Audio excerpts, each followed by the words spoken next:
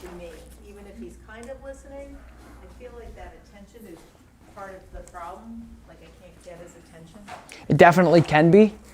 I think dog owners, when they go out with their dogs, you also have to look at it from the dog's point of view, where right now when you go out and you're expecting, your expectations of what you're doing out in public or in a realistic environment is for him to look at you.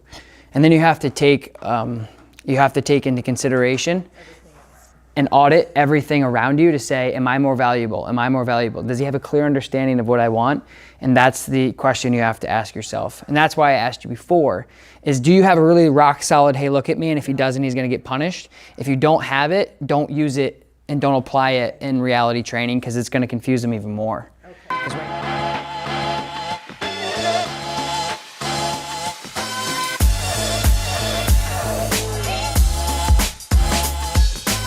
Because right now he's blurring you out because he's like, hey, there's a dog. And you're like, hey, remember this kind of? Don't give them that, because it'll just disrupt that more. So, all right. Does that make sense? It does. Okay. It's partially a habit because I had a dog that I could do it. Yeah. So I just, as soon as I see the same behavior, I say. 100%. It's muscle memory. There's no problem with that. It's just you have to. I have to break it myself until that's all. That's all. Yeah, that's all. Because then you're going to get frustrated. Yeah. You know, like what what I do with one, like if I worked a dog here and then I went out and worked another dog in our facility, you know, in a different kennel, I can't assume that they're on the same page. Right. And I can't treat them that they are, because they're not. And that's the same thing that like us as trainers have to deal with every day, is we have to clean, like every 20 minutes, clean slate. Forget what we learned. It's all about what we have in front of us right now. So that's the same thing we have to do too, is acknowledge and audit. Okay, this dog doesn't know what this other dog did, or vice versa. And you have to just, that's how you have to deal with it. And also situational too. What you learned here is not gonna be as applicable out there yet. Right. Within practice, it will be, right? That I've noticed is I would like you to be a little bit more clear on your verbiage. Okay. Right, so when you're out walking him like this, and that's why I asked you before if you had an auto sit or not, because you were. I always kind of hope that he'll do the auto sit, and then he doesn't, and so then I give him this command. Right, and that's the gap that makes confusion. Okay. Because if you're hoping something without teaching something, it's going to be frustrating for you because he doesn't know it. That's why I asked. Yeah. Because if you've taught that and you've built that foundation and the fundamentals of like, hey, when I stop, you're sitting. That's great, but if you haven't taught him that, but that's kind of what you wish and you want. Well, we've tried, and we've gotten minimal success. Okay. So he, you know, in some of the classes, he was able to do it. Right. But it didn't carry over to long term. And I think just having the expectation and the significant difference again between execution of this is what I want you to do right now because you know it, versus practice. I think you're still in like a really good practice mode. Yeah. Okay. So here's what I want to do. Is I want to take him like this, and I want to just see how he is with me. And I want, this is the point of view that I want you to realize what's happening. Okay. Of what I'm seeing, okay?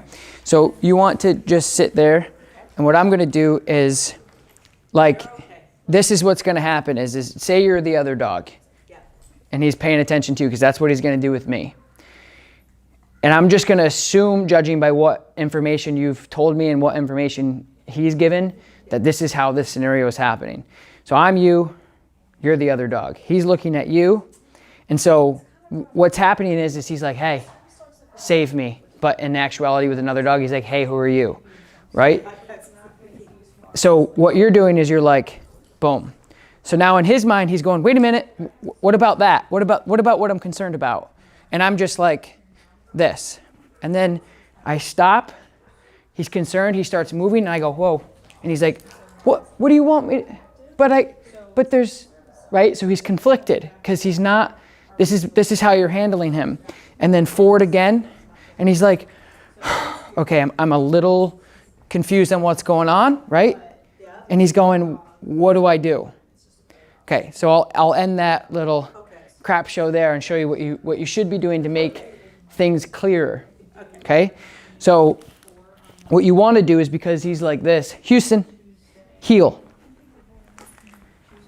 Good heel. Good heel, buddy.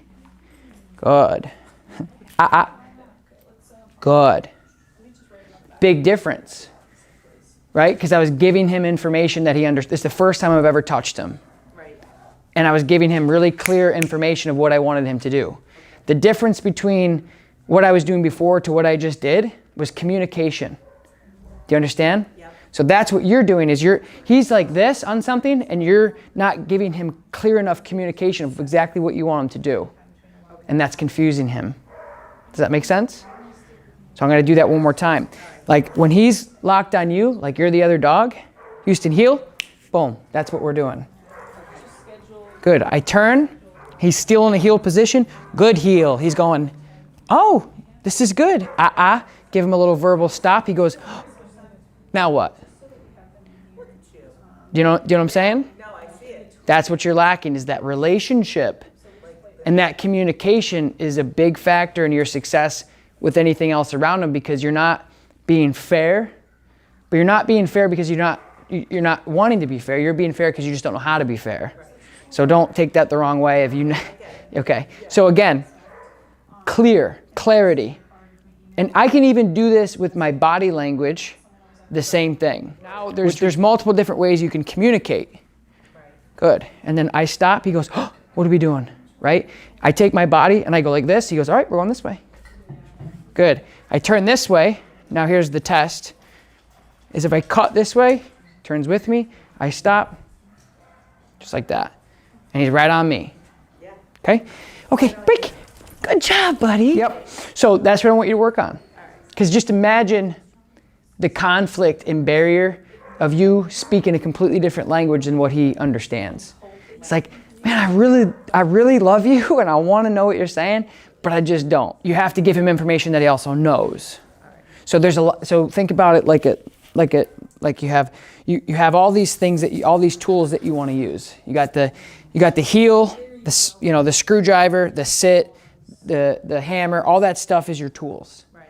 But you also need to move over and say, do I know how to use these things properly? Do we understand how to use this, all that stuff? If you can't do that, then you can't go to step 2. You have to go here and go, oh, what's this? Boom, boom, heel. Okay, this is what heel is. This is what sit is. And then you say, like a ballerina learning to dance in compartments. Then you go to the next step. Say, okay, let's bridge these together. Now I know how to use the heel. I know how to use the sit. How am I going to use those together? You're going to go heel, sit, good. Okay? So my point is making sure that you're practicing stuff he knows. Okay. So heel, sit. Right.